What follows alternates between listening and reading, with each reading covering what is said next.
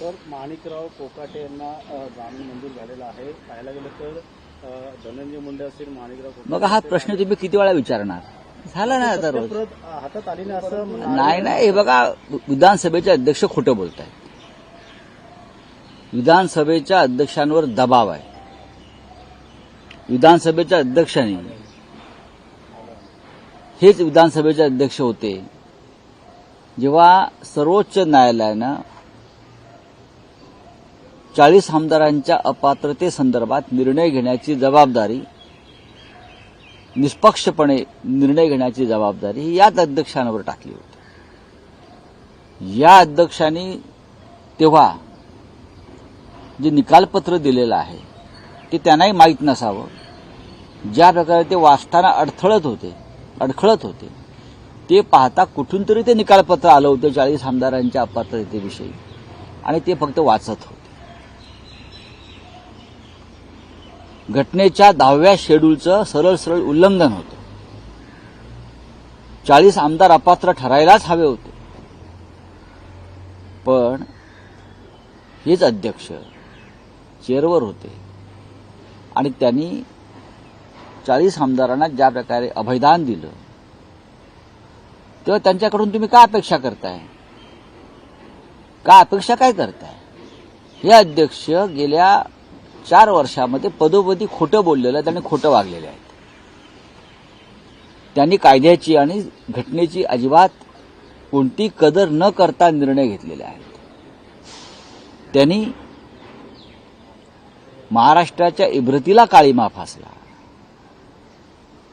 राजकारण करायला हरकत नाही, पण आपण संविधानिक पदावर बसलो आहोत आणि आपल्याला भारतीय संविधानानं न्याय करण्यासाठी बसवलेला आहे. याची एक सदसद विवेक बुद्धी ज्याला म्हणतो ते असेल तर त्याने निर्णय घेतला असता. पण शिवसेनेच्या बाबतीत, त्यानंतर राष्ट्रवादी काँग्रेसच्या आमदारांच्या बाबतीत आणि आता माणिकराव कोकाटेंच्या बाबतीत त्यांच्याकडनं इमानदार निर्णयाची अपेक्षा ठेवणं म्हणजे रेड्यानं दूध देण्यासारखं आहे. आता कदाचित भाजपचा रेडा दूध देऊ शकेल, त्यांच्याकडे वेगळे रेडे आहेत, ठीक आहे. तर आम्ही विरोधी पक्ष कायद्याच्या चौकटीत मागणी करू शकतो, भूमिका मांडू शकतो, पण आम्हाला माहिती आहे एक बेकायदेशीर सरकार, घटनाबाह्य सरकार विधानसभा अध्यक्षांच्या पाठिंब्याने चाललं. यापेक्षा संविधानाची तुडवातुडव काय असू शकते?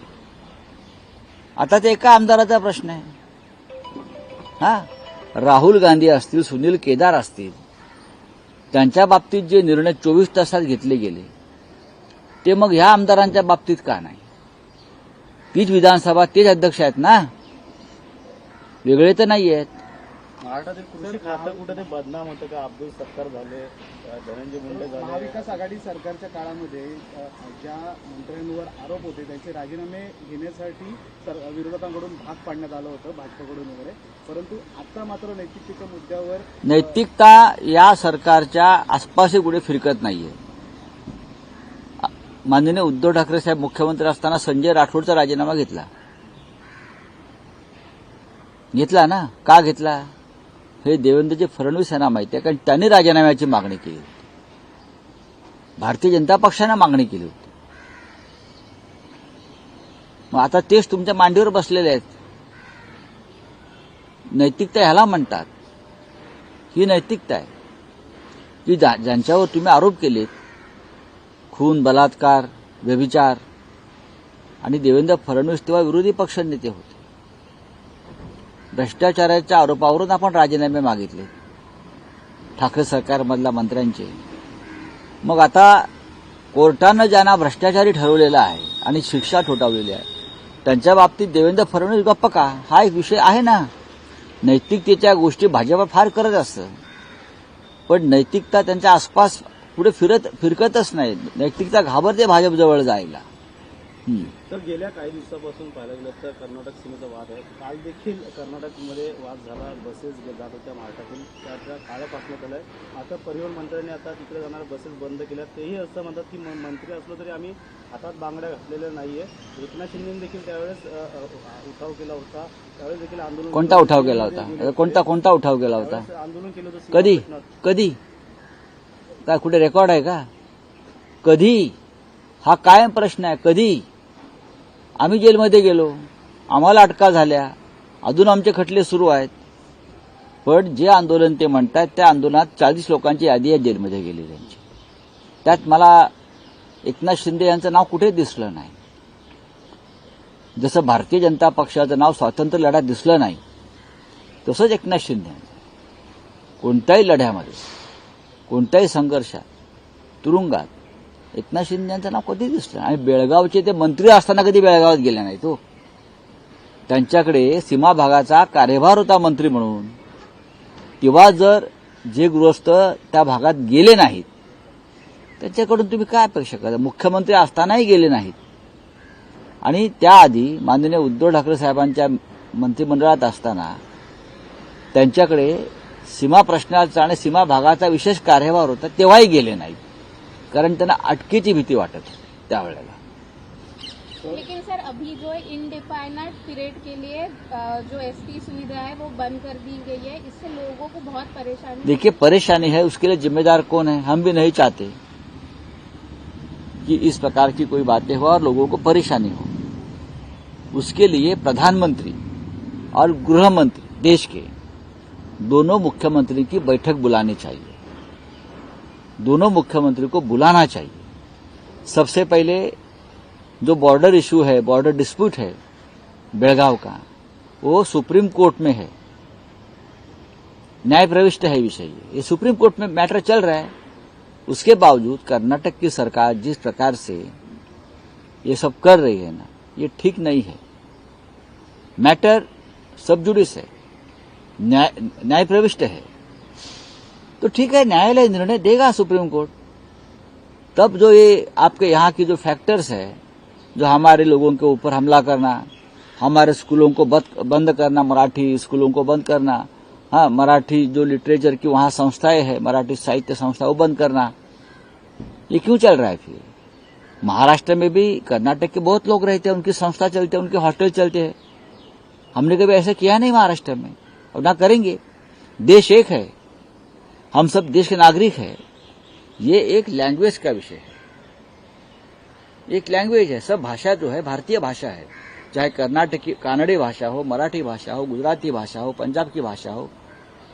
ये कोई भाषा का विवाद नहीं है. लेकिन बेळगाव में जो लोग रहते हैं मराठी, वो अपनी भाषा के साथ अगर रहना चाहते हैं, मराठी स्कूल वहां चलाना चाहते हैं, तो उसमें गलत नहीं है. यहाँ कानड़ी स्कूल चलते हैं ना, यहाँ तेलुगु स्कूल चलते हैं, या उर्दू स्कूल चलते हैं, या गुजराती स्कूल चलते हैं. तो ये क्या हो रहा है वहां? इसीलिए देश के गृह मंत्री और देश के प्रधानमंत्री ने दोनों राज्यों के मुख्यमंत्री को बुलाना चाहिए. देवेंद्र फडणवीस साहब जो मुख्यमंत्री है, कर्नाटक के मुख्यमंत्री से सीधी बात करनी चाहिए. सर, अमित शहानी काल शरद पवार असतील, उद्धव ठाकरे साहेब यांच्यावरती टीका केलेली आहे. खरी शिवसेना आणि खोटी शिवसेना अशी लोकांनी ओळखली आहे. तर लोहपुरुष म्हणून शहांची उपमा एकनाथ शिंदेने केली आहे. मग काय एकनाथ शिंदे काय बोलतायत? एक डरा हुआ आदमी है यो. लोह पुरुष कोण? अमित शाह. मग सरदार वल्लभभाई पटेल कोण? हिंदुहृदय सम्राट बाळासाहेब ठाकरे कोण? काय? हे लाचार आहेत सगळे, हे डरपोक आहेत, ते घाबरलेले आहेत. खरी शिवसेना कोण आणि खोटी शिवसेना कोण हे अमित शाह जेव्हा सत्तेत नसतील तेव्हा कळेल. आय रिपीट, अमित शाह जेव्हा सत्तेत नसतील तेव्हा शिवसेना खरी आणि खोटी कोणती याचा फैसला करेल. आज दहशत, दबाव, पैशाची ताकद, निवडणूक आयोग आपल्या हातात. एकनाथ शिंदेनी स्वतःचा पक्ष स्थापन करून 5 आमदार निवडून आणून दाखवावेत. एकनाथ शिंदेनी स्वतःचा पक्ष स्थापन करावा. इतकंच कशाला, जे चिन्ह चोरला चिन्ह परत करावं, नवीन चिन्हावर निवडणूक लढून दाखवावी. बाळासाहेब ठाकरेंच्या घरात घुसून तुम्ही चोऱ्या माऱ्या करता आणि आम्हाला अमित शहाची दादागिरी दाखवता. अमित शहा अमृत पिऊन आलेले नाहीत. परत सांगतो मी, अमृत पीकर नहीं आए हैं अमृत शाह, मोदी जी और कोई भी. कभी न कभी सबको जाना है ना, तब जनता फैसला करेगी कौन सच है कौन झूठ है. उद्धव सर ठाकरे लेकिन ने एकनाथ शिंदे कहते हैं कि उन्हें 3 साल पहले लाइट लिया गया है शिवसेना ने और अभी भी ना, उनको कोई लाइट न ले. वो अभी जो बोल रहे हैं वो देवेंद्र फडणवीस जी को आह्वान है, उसका चैलेंज है. वो लाइट ही है, वो कभी टाइट नहीं थे. एक बार टाइट हो गए थे गुवाहाटी में, आपने देखा होगा. सर उद्धव ठाकरेंना इतके धक्के बसले की त्यांना सावरता लक्ष देणं असं विखे पाटील म्हणतात. कोण विखे पाटील? जरी 10 वेळा पक्ष घाबरून सोडून गेले ते. या विखे पाटलांना पहिलं मंत्रिपद शिवसेनेनं आणि उद्धव ठाकरेंनी दिलंय, त्यांच्या वडिलांना सुद्धा. हे विसरू नये त्यांनी. त्यानंतर त्यांनी अनेक पक्ष बदललेले आहेत. 10 वेळा साड्या बदलणारे लोक आहेत ते. त्यांनी आम्हाला शिकवू नये काय ते. आपण मातोश्रीवरती येत होतात, जात होतात. धक्के कसले? तुम्हालाही धक्का बसेल भविष्यात, विसरू नका. धक्का बसू नये म्हणून तुम्ही पक्ष बदलता. हिंमत असती, धाडस असतं तर पक्ष नसते बदलले. ज्या काँग्रेस पक्षानं तुम्हाला सर्व काही दिलं, मान पान प्रतिष्ठा पैसा सत्ता, ज्या शिवसेनेनं तुम्हाला सर्व काही दिलं, त्यांच्याविषयी तुम्ही असं वक्तव्य करता. हा निर्लज्ज आणि नीचपणा आहे. तर राज ठाकरेंना माहिती घेऊ नका असं रामदास आठवले म्हणतात. कुठेतरी आम्हाला त्या ठिकाणी स्थान नाही. ते बघतील सगळं आता. चल. लोकशाही मराठी ऐका, पहा, जागरूक रहा.